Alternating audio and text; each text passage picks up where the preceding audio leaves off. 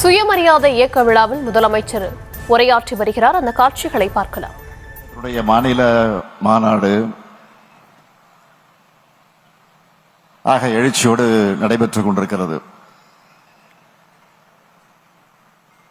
இந்த விழாவில் கலந்து கொண்டு உரையாற்றக்கூடிய வாய்ப்பை பெற்றமைக்கு திராவிட முன்னேற்ற கழகத்தினுடைய தலைவராக மட்டுமல்ல, தமிழ்நாட்டினுடைய மாண்புமிகு முதலமைச்சராக மட்டுமல்ல, மானமிகு சுயமரியாதைக்காரன் என்ற உணர்வோடு பங்கெடுப்பதில் நான் மிகுந்த மகிழ்ச்சி அடைகிறேன், பெருமை அடைகிறேன்.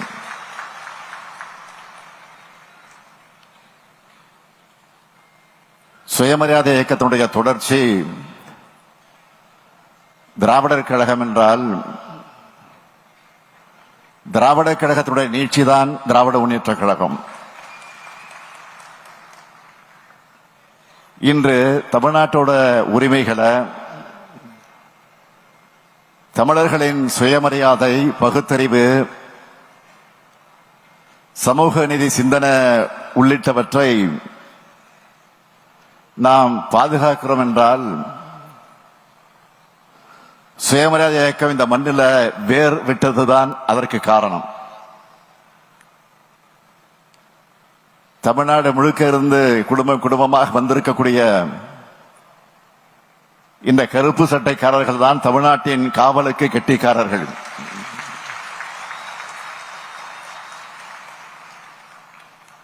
பகுத்தறிவு சிந்தனையும் சுயமரியாதை உணர்வும் கொண்ட ஒரு கருப்பு சட்டைக்காரர் ஒரு ஊரையே முன்னோக்கி இழுத்துச் செல்லும் ஆற்றல் பெற்றவர். திராவிடர் கழகத்தினுடைய உழைப்பு விலை மதிப்பில்லாதது, பலன் எதிர்பாராதது. அதனால்தான் பகுத்தறிவு பகலன் தந்தை பெரியார் அவர்கள் சொன்னார்கள், மன மகிழ்ச்சி ஒன்றுதான் நான் அடையும் பலன் என்று சொன்னார். அந்த மன மகிழ்ச்சியை மட்டுமே நோக்கமாக கருத்தியல் உறுதியோடு போராட்ட வாழ்வை வாழக்கூடிய திராவிட கழக தோழர்கள் அனைவருக்கும் எனது சல்யூட்.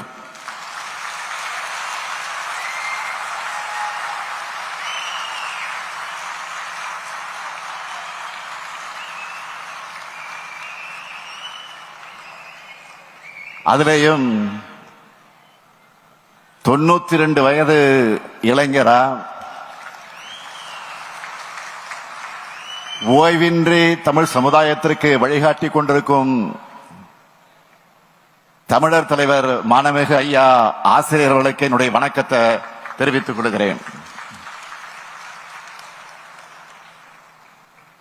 தமிழினத்தின் மேன்மைக்காக உழைச்சுக்கிட்டு வரும் அவருடைய ஒப்பற்ற தியாக வாழ்வை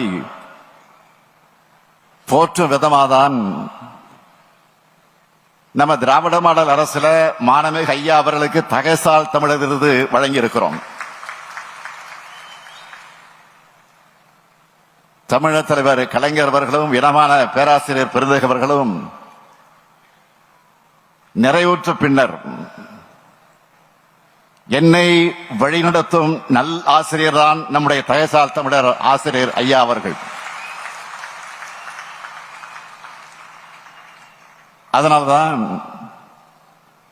திராவிட முன்னேற்ற கழகம் செல்ல வேண்டிய பாதையை பெரியார் திடல்தான் தீர்மானிக்குதுன்னு நெஞ்சை நிமிர்த்தி சொன்னேன்.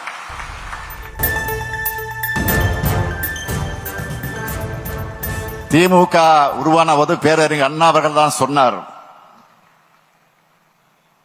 திமுக தோன்றிவிட்டது திகாவுக்கு எதிராக அல்ல, திராவிடர் கழகத்தின் கொள்கைகளை மேலும் வலிமையாக்க அரசியல் களத்தை செயல்படுத்துவதற்கும் தான் தோன்றி தனமாக இருக்கக்கூடியவர்களுக்கெல்லாம் பாடம் புகட்ட, ஆக அந்த உணர்வோடு செயல்படுத்துவதற்குத்தான் தோன்றியிருக்கிறது என்று சொன்னார். இங்கு கூடியிருக்கக்கூடிய கருஞ்சட்டை பட்டாளமே, தமிழ்நாட்டின் இளைஞர் கூட்டமே, மாணமிகு ஆசிரியரை பாருங்கள், 92 வயது அவருக்கு. இந்த வயதிலும் நாள்தோறும் எழுதுகிறார், ஊர் ஊராக சென்று பரப்புரை செய்கிறார். அறிக்கைகளால் அவதூறுகளுக்கு பதிலடி தருகிறார். போராட்ட களங்கள்ல முதல் மனிதரா முன்னாடி நிற்கிறார். நடந்தால் பீடு நடை, பேசினால் வீர நடை என்று வாழும் அவரிடமிருந்து நாம் இன்னும் இன்னும் கற்றுக்கொள்ள வேண்டும். ஆசிரியர் ஐயா அவர்களே, தலைவர் கலைஞரையும் தந்தை பெரியாரையும் கடந்த பெருவாழ்வை நீங்க வாழணும். ஓய்வெடுத்துங்க என்று நான் சொல்ல மாட்டேன். பணிகளை செய்ய நாங்களும் இருக்கிறோம், உங்கள் பணிச்சுமையை குறைச்சிக்குங்கன்னு மட்டும்தான் கேட்கிறேன். ஒரு காலத்தில் தந்தை பெரியார் அவர்கள் பகுத்தறிவு பரப்புரையை மேற்கொண்டு வீதிகளில் வந்தப்போ சிலர் செருப்பு வீசினாங்க, கல் வீசினாங்க, ஏன் கத்தி கூட வீசினாங்க. ஆனா இன்னைக்கு பெரியாரின் சிந்தனை ஆக்ஸ்போர்ட் பல்கலைக்கழகத்தில் போற்றப்படுது. அந்த கருத்தரங்கத்தில் கலந்து கொண்டு பகுத்தறிவு தந்தை பெரியாரின் படத்தை திறந்து வச்சு நான் பூரிப்படைஞ்சேன். இது பெரியாருடைய சிந்தனைக்கும் திராவிட கழகத்தோட கொள்கைக்கும் கிடைச்ச மதிப்பு, மரியாதை. பெரியார் உலகமயம் ஆகணும், உலக பெரியார் மயம் ஆகணும்னு நாள்தோறும் உழைக்கக்கூடிய மாணவிக ஆசிரியர்களுடைய உழைப்புக்கு கிடைச்ச பலன். திராவிட இயக்கத்துடைய வரலாற்றை சொல்லும் அறிவு கருவூலமாக தந்தை பெரியாரின் சிந்தனைகளையும் அறிவு செல்வத்தையும் உலகத்தின் கவனத்தை ஈர்க்கக்கூடிய வகையிலே கொண்டு செல்ல திருச்சி சிறகனூர்ல உருவாக்கிட்டு வர பெரியார் உலகம் மிக சிறப்பாக உருவாக வேண்டும் என்று நம்ம மாணவிக ஆசிரியர் அவர்கள் எப்படியெல்லாம் கவனத்தோடு உழைச்சுக்கிட்டு வர்றாருன்னு எனக்கு தெரியும். நம்ம அரசு அவருக்கு தகைசால் தமிழர் விருதோட தந்த பணத்தை கூட அவர் பெரியார் உலகத்துக்குத்தான் தந்திருக்கதாக சொன்னார். மிக பிரம்மாண்டமாக உருவாக்கிட்டு வர பெரியார் உலகத்துக்கு திராவிட முன்னேற்ற கழகத்தின் சார்பில் பங்களிக்காம இருக்க முடியுமா?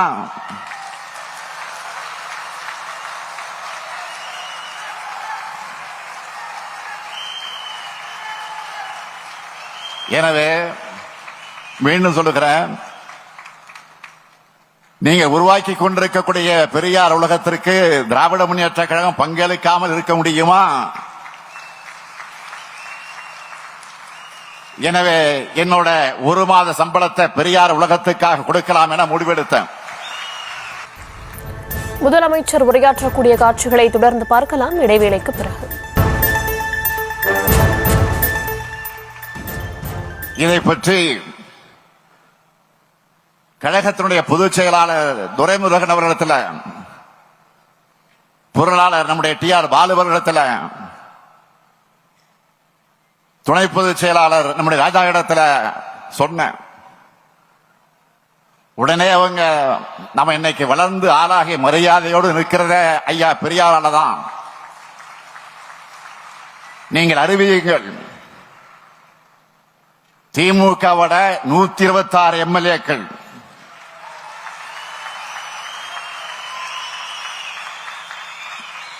மக்களவை மாநிலங்களை சார்ந்திருக்கக்கூடிய 31 MPக்கள் ஆகியோட ஒரு மாத சம்பளத்தை சேர்த்து கொடுப்போம்னு சொன்னாங்க.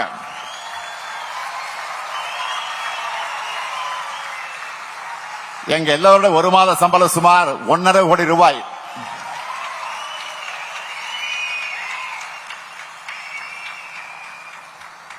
அந்த பணத்தை பெரியார் உலகத்துக்கு மகிழ்ச்சியோடு நன்றி உணர்வோடு கொடுக்கிறதுல நாங்க எல்லாரும் பெருமை அடைகிறோம் ஐயா, பெருமை அடைகிறோம் ஐயா.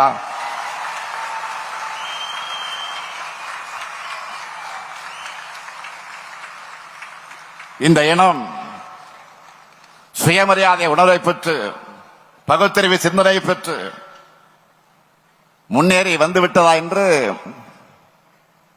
உயிர் பிரியும் காலம் வரை மூத்திரச்சட்டியோடு சுமந்து கொண்டு போராடின தந்தை பெரியாரின் உழைப்பை நாம தொடர்ந்து முன்னெடுக்கணும். மானமும் அறிவும் உள்ள மக்களா நாம தொடர்ந்து நடைபோடணும்.